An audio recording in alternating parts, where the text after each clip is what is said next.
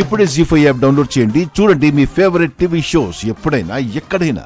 అనుకున్నది సాధించేశావు కదే, ఆఖరికి ఆస్తిని మీ పేరు మీద రాయించుకోబోతున్నారు.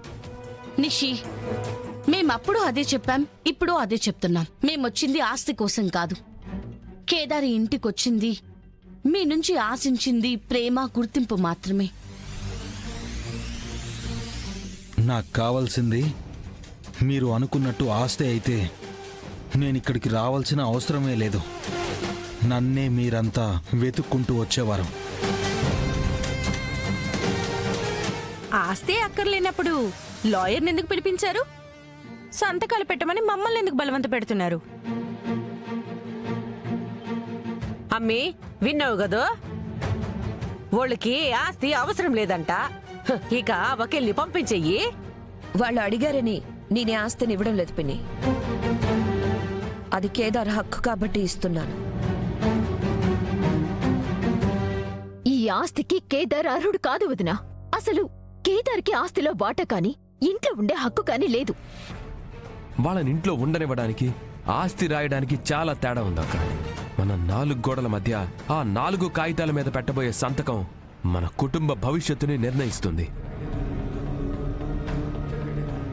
ఏం చెయ్యాలనుకున్నా ఈ ఒక్కటి మర్చిపోకుండా ఆలోచించి చెయ్యక.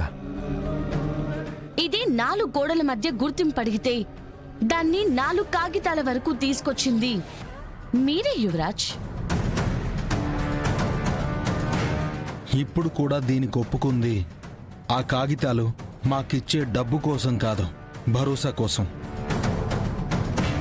మీ మధ్య మాకొచ్చే ఒక చిన్న గుర్తింపు కోసం.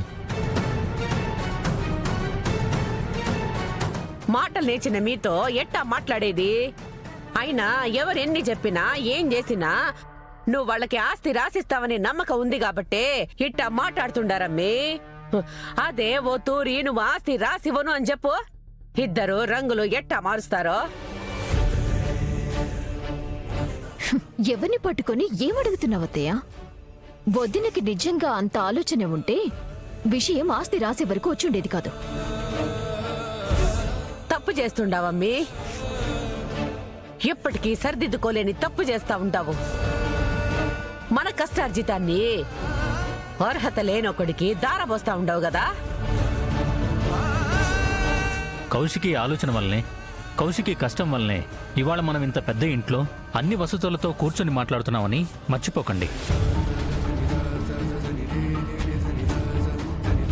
ఏం చేస్తుందో, ఎందుకు చేస్తుందో కౌశికి బాగా తెలుసు. వదిన, అక్క, ఆస్తి కేదార్ పేరు మీద రాయడమే నీ ఆఖరి నిర్ణయమా? అవును యువరాజ్, అవును యువరాజ్, అవును యువరాజ్.